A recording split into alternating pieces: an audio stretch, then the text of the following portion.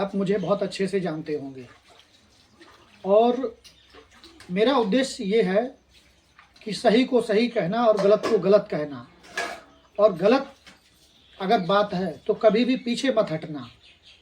लेकिन मैं देख रहा हूँ कि आजकल लोग गलत आदमी के साथ और गलत के पैसे को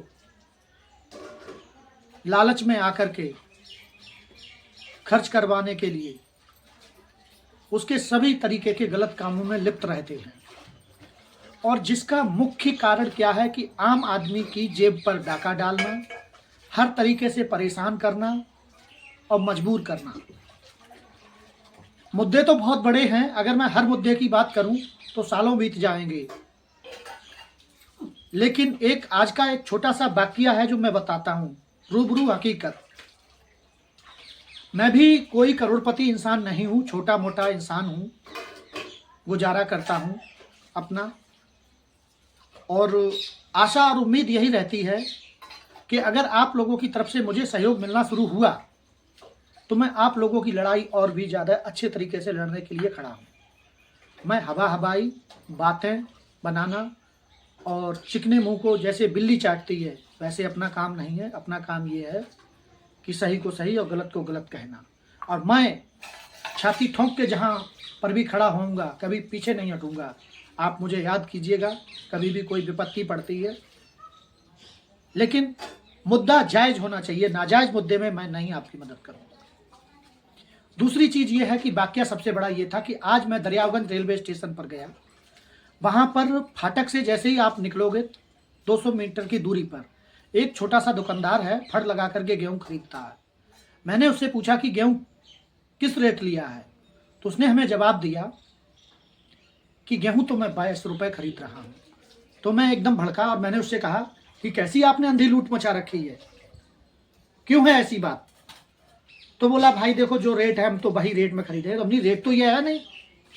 सुनार का सोना अगर सरकार की तरफ से अखबार में निकल जाए कि 2 लाख रुपए तोला हो गया तो सभी सुनारों का रेट बढ़ जाता है, चाहे वो 1.5 लाख रुपया तोला में खरीद के लाए हो। और किसान का गेहूं अगर किसान बेचने जाता है, पहले तो सरकारी रेट जो अखबार में निर्धारित किए जाते हैं उस रेट पे कभी बिकता नहीं, प्राइवेट आड़त पर। मैं प्राइवेट आड़त की बात कर रहा हूं, ना कि सरकारी की। और कासगंज जनपद में ना जाने कितने प्राइवेट आड़तें होंगी, और सबसे ज्यादा अगर भ्रष्टाचार है तो दरियागंज रेलवे स्टेशन पर भ्रष्टाचार है, जिसका मैन क्रेडिट दिया उस छोटे से फड़ वाले इंसान ने। कहा कि देखो बाबूजी, मैं 22 रुपये खरीदता हूँ, 23 रुपये में मैं सुनील गुप्ता को दे आता हूँ आड़त पे। तो मैंने कहा कि तुम थाना दरियागंज मोहन लाला की आड़त पे जा सकते हो? तो कहा कि मैं लाला की आड़त पे जाऊंगा, मेरा 50 रुपये का किराया खर्च होगा। तो मैंने कहा ये तो सरासर गलत बात है। यानी कि जो भी डाका डालोगे किसान की जेब पर डालोगे हर प्रकार से।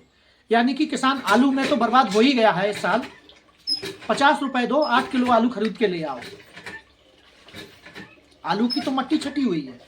लेकिन सरकार की तरफ से जो 2580 रुपए या 2550 रुपए कुंटल के हिसाब से 2026 का रेट निर्धारित किया गया है, उस रेट को अगर लिया जाए तो उस रेट को लेकर के भी आज गेहूं नहीं खरीदा जा रहा है। बताइए 22 रुपए किलो और 2200 रुपए कुंटल में किसान अपना गेहूं बेच करके कैसे गुजारा करेगा? और इस सब का सबसे बड़ा मास्टरमाइंड अगर कोई खिलाड़ी है दरियागंज पर रेट डाउन करने का, तो सबसे बड़ा रेट का क्रेडिट जाता है सुनील गुप्ता को। इस आदमी ने छोटे फड़ुओं लोगों को इस प्रकार से लूट मचाने के लिए छोड़ दिया कि लूट मचाओ, सस्ता माल खरीदो, हमारे पास लेके आओ। मैं शासन से और प्रशासन से अनुरोध करूंगा, और जरूरत पड़ी तो मैं कंज्यूमर कोर्ट में भी शिकायत करूंगा इस बात की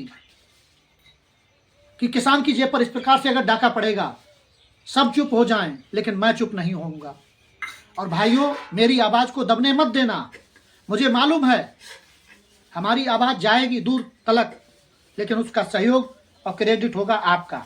आप इसे ज्यादा से ज्यादा शेयर करेंगे और हमारी हक की लड़ाई में खड़े होंगे हमारे साथ। और तब मैं आपके ऊपर कोई भी विपत्ति आती है तो जी जान से खड़ा हूं। रात के 1 बजे बुलाओगे, मैं 1 बजे खड़ा मिलूंगा आपको।